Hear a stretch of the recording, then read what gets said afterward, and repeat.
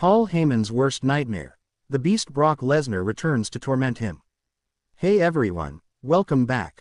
Today we've got some truly surprising and heartwarming news from the WWE Universe. It was only a matter of time. When you turn your back on a beast, you better make sure he stays in the shadows. But Paul Heyman, he's made a career of poking bears, feeding monsters, and controlling chaos. Until now, because the one thing Paul Heyman never wanted, the one man he swore was buried in the past, the Beast Incarnate, is back, and this time, he's not looking for titles. He's looking for vengeance. This is the story of Paul Heyman's worst nightmare. The return of Brock Lesnar, and his path of destruction, begins now. Calm before the storm. In recent months, Paul Heyman's grip on WWE seemed tighter than ever. Aligning with Solo Sikoa and molding a dangerous new dynasty, Heyman once again looked untouchable. Roman Reigns was missing in action after betrayal rocked the bloodline. Seth Rollins had been manipulated. Even Cody Rhodes was drawn into chaos. Week after week, Heyman sat smugly at ringside, his infamous smirk back, his phone in hand, making moves behind the curtain. But there was one name he never mentioned. One shadow he never walked near. Brock Lesnar. The man who once stood side by side with Heyman. The man who decimated John Cena, Goldberg, The Undertaker.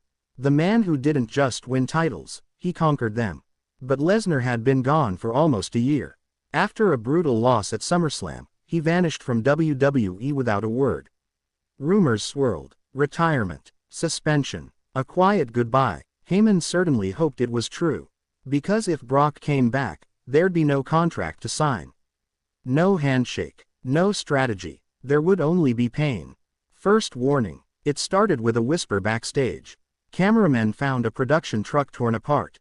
Security footage showed a shadow, massive in size, passing through the lot after midnight. No face. No confirmation. Just a warning. Then came the second sign. On Raw, as Solo Sikoa prepared to cut a promo with Heyman, the Titantron glitched. The feed cut to black. Suddenly, a grainy clip played, old footage of Brock Lesnar hitting an F5 on Heyman at WrestleMania 38.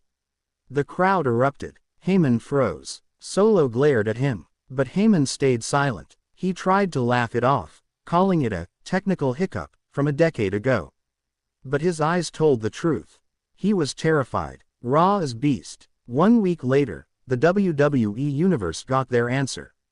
Raw opened with chaos. Officials were sprinting backstage. A limousine had been flipped over in the parking lot, ripped apart like paper. Heyman arrived in a black SUV, stepping out confidently, until he saw the destruction.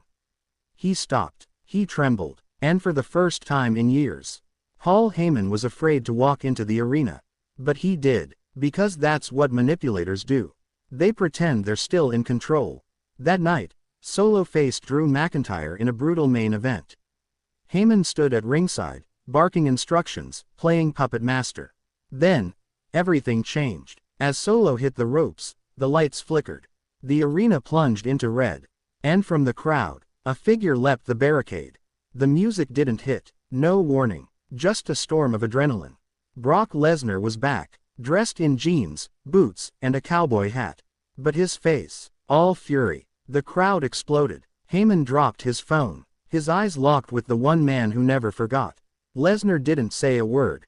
He slid into the ring, F5 feet D Solo Sikoa out of his boots, and stared down Paul Heyman. Heyman backed up the ramp, stuttering, mumbling. Lesnar picked up the mic. Smiled. "Miss me, Paul." Then he dropped it. Heyman in hiding. The next week, Paul Heyman was nowhere to be seen. No backstage interviews. No promos. No Twitter posts. Michael Cole announced that Paul Heyman has taken a leave of absence for personal safety concerns. But Brock Lesnar wasn't done. He began showing up unannounced. Raw, SmackDown, even NXT. Destroying security. Chasing down anyone who used the word wise man. He was playing a game. And Paul Heyman was the prize. Every week, Lesnar sent a message. Solo Sikoa. F5 feet D through the announce table. Jimmy Uso. German suplexed into a barricade. LA Knight. Interfered with Lesnar. Got wrecked for it. And then came the most personal attack yet. Lesnar found Heyman's personal locker room in the arena. He smashed every framed photo of Heyman and Reigns, tore apart old documents, burned a suit, and spray-painted 2 words across the mirror. Not over. The ultimatum. Eventually, Heyman couldn't hide anymore. He returned to Raw, guarded by 6 security guards. With trembling hands, he cut a promo. "Brock, I made you. I guided you to titles. I protected you from yourself. You don't need to do this." But the crowd knew what Heyman was really saying. "Please don't hurt me." Later that night, Triple H called a meeting in the ring. He addressed the chaos, the destruction, the lawsuits. And then, he dropped the bomb. "Paul Heyman, if you want protection, you'll face him. At SummerSlam. Not in a match. In the ring. Face to face with the Beast." Heyman screamed. He pleaded. But Triple H walked off. The match was made. Not a wrestling bout. A confrontation between a Predator and his former handler.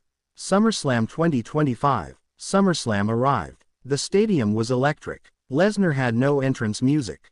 He stormed to the ring in silence, eyes cold as ice. Heyman was escorted by 4 guards, shaking, clutching a mic like a lifeline. In the ring, they stood.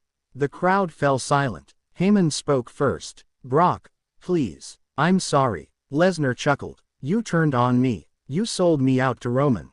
Then Solo. What's next? Huh, you don't guide champions, Paul.